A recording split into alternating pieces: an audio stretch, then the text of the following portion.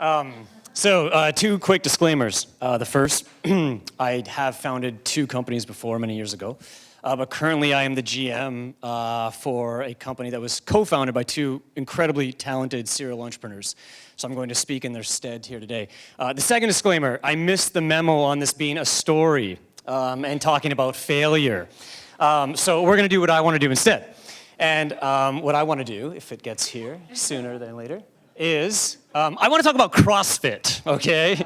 Now, why would anyone want to talk about CrossFit? Well, because it's a cult. And like a good cult member, I'm going to espouse all of its philosophies, and I'm going to convince all of you guys to join the cult. But in all seriousness, I think that a lot of what I want to talk to you about today that relates is the fact that we do a lot of stuff outside of the workplace, right? That we're really passionate about. And it's important to try and remember that those reasons why we're passionate about stuff outside the workplace often relates to why we're good at what we do in the workplace. So today, I've gotten actually pretty into CrossFit lately. I've been completely converted, and I wanted to think about when I got invited to talk here today, whether or not there was anything cool to talk about and relate between what I do a few days a week and what I do many more days a week. And in doing so, we're going to talk just a few, tips, general observations that I think that I've learned in thinking about this presentation, but also really that I think we forget about a lot. So none of these are necessarily rocket science. Some will be obvious, some will be less obvious, but we all have to remember to keep reinforcing them in our day-to-day business operations to gain the most success possible. So, be supportive.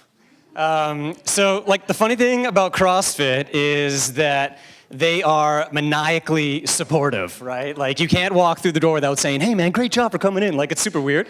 And it's even weirder because in a CrossFit routine, there's nothing in it for you to be supportive of other people. Like, nothing that you do to support someone else is going to improve your own results. So it's one of those weird anomalies that in actuality, just creates a really cool buzz. And when it's done in a meaningful way and not a crazy way, it can be really reinforcing. So it's those types of things about correct your form, or you should take a step back, or Zach, you can't lift that much. A lot of things like that are just supportive in a general nature, right? So how do we tie that back to startup life? Well, I just don't think that in a team environment, being a team player really is enough. I think we all consider ourselves, I'm a team player. But it really doesn't encapsulate what being supportive means in a business that's trying to grow. And I'm not talking about everyone has to be nice to everyone. That's not what I'm talking about. You don't have to be nice. You don't always have to have an open door policy. You can have your own time. You can focus on your own projects. But the point of being supportive is the realization that if we support our team members properly, down the road, they're not going to need as much support because they're going to be able to perform at that level and make those same rational, logical decisions that more experienced people do. So the types of support that we need to talk about really is reinforcing proven historical success, right? So this is what I've done in that situation, and you can apply this overall, sort of idea to be more successful in your day-to-day. You need to take a step back and rethink that. You can ask questions. That's very supportive. Have you thought this through? And then also, of course, on the other side is you can be very, excited about when success happens, when someone makes the right decision, when someone does something very cool. Then that is really about instilling a supportive methodology in everyone's day-to-day. And in a startup, in a small team especially, being supportive of all of the things that we do is just super important to maximizing the growth opportunity. So I wouldn't suggest these chickens to carry people on your shoulders or anything like that, but it really is a changing philosophy and realization that if I support my team members in a way that's meaningful, we're all better off for it. So you have that additional incentives, as well as when you grow, that type of philosophy trickles down to people. This is a little bit better picture. The other thing about CrossFit that is insane is how grueling the workouts are. Now, I don't know if anyone's been to a CrossFit workout, but you sort of look at it and even the acronyms are scary. So you're just trying to figure out, like, how am I going to get through this entire horrible thing? It takes an incredible amount of mental stamina. And oftentimes what I find that works for me is to shut my brain off, put my head down, and just power it through. And hopefully you don't, overdo anything and you don't get injured, but you're really just like focused and you just want to go, go, go. However, what you notice more is if you take a step back and you stop mid-stride and you just take a breath, you lift your head, you realize a little bit more how you can plan the entire workout. You can plan the entire steps. And I think that reminds me a lot of working in a startup. There's always a fire to put out, right? There's always a million objectives. Everything's a huge priority. We're always stuck in the weeds. Everyone is go, go, go, go, go. And we never take time to really take a step back and think about, strategy, or is this the priority right now? Or is this doing what's necessarily the most important for the business right now? Is this what I absolutely need to get done? So I think that's a common thought process, but something that we very rarely do. So in the last week, I took every day 5 minutes in the morning, literally just 5 minutes on a timer, and 5 minutes in the afternoon. And I looked like I was working, but I was just staring at a frozen screen. And I just wanted to think and take a step back, like, what have I accomplished so far today? What am I doing? What's on the docket? What's on the task list? Who's doing what? I look outside over the team and just see what's happening. It's super amazing, the transformation. Do it, try it.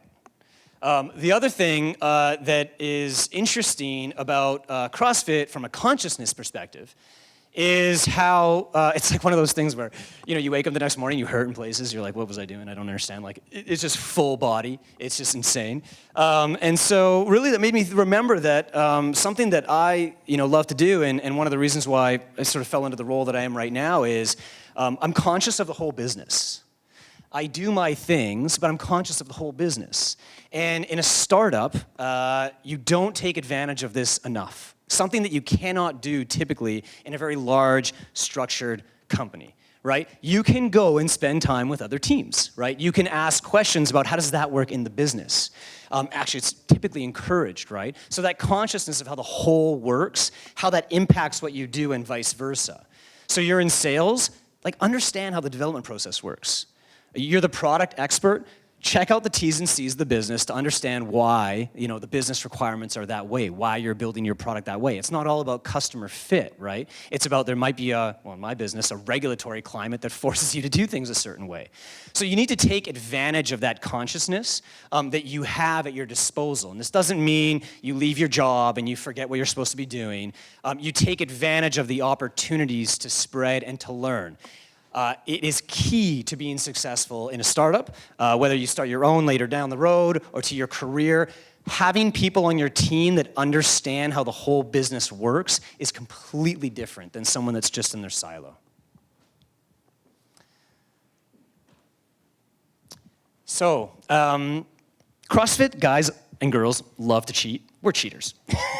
We cheat all the time. We forget counted to reps. I forgot that part of the cycle was included there. We do things we weren't supposed to do. We cut around the laps. We love to cheat.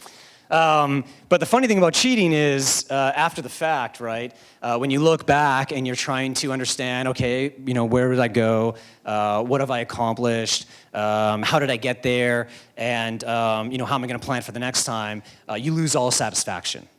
Now, that's a little tongue-in-cheek, but I think that in general business day-to-day, people want to, do everything and be everything to everyone, and they don't necessarily have the same type of visibility or, commitment to making sure that they are responsible for what they've put in. So, transparent. You need to be transparent. Transparency is not asking for approval in every single thing you do, right? Transparency is showing how you accomplished what you did. It's making sure that if you left the next day, it could be a repeatable process that is successful. Transparency is scale. You cannot, at least in my experience, scale a business very well if it isn't transparent what each individual attribute within the company is doing, right? Accountability. Take responsibility. Be happy to have responsibility. It's an empowering thing that's important for everyone in their own role to take responsibility for what they are doing. Accountability is growth. If you're accountable for what you're trying to accomplish, you can grow because people have that visibility into what you've done, and you can defend your actions, even if they're wrong.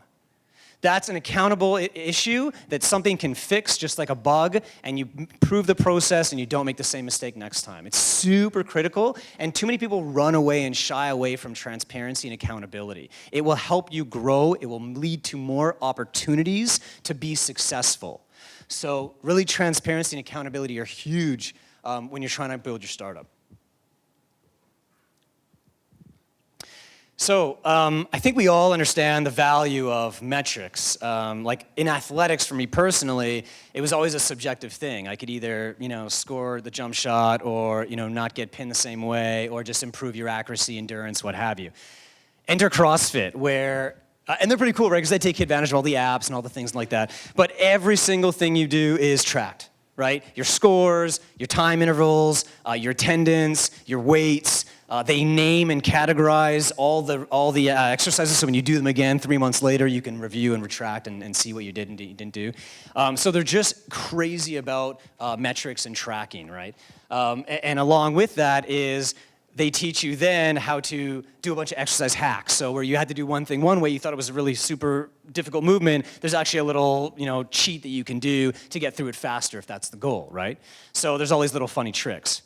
And what that really reminds me of when I'm thinking about the startup that I help build is you can never have enough metrics in a business.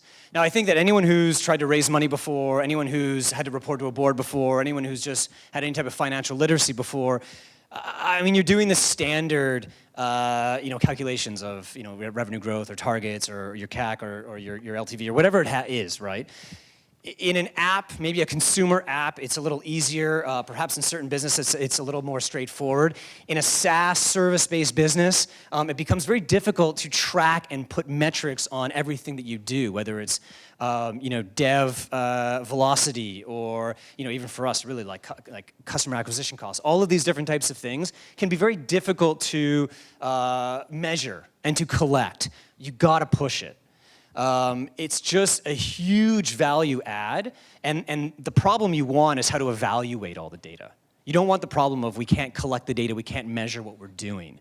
So you need people who are always interested in pushing to measure how all of the aspects of your business work. It's critical from the get-go.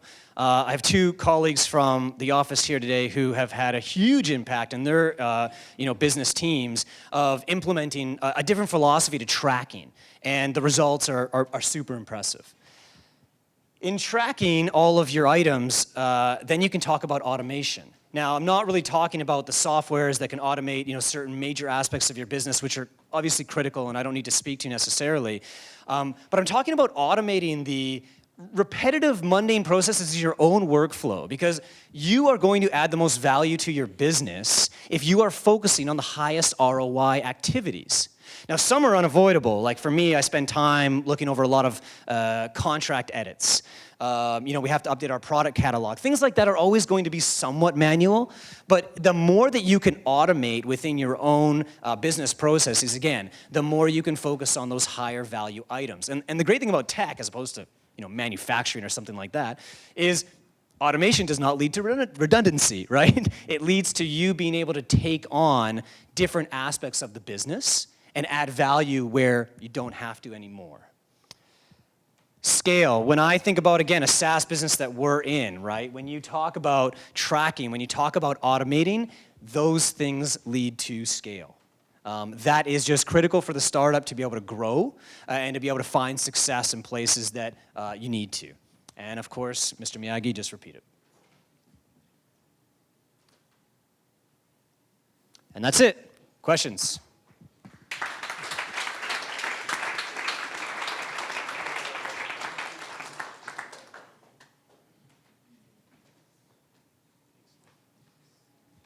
questions?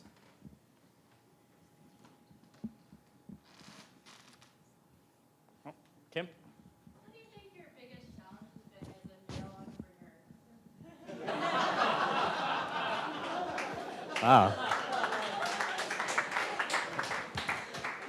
I don't think I've ever heard that question before. Gosh. I mean, I think I understand the question.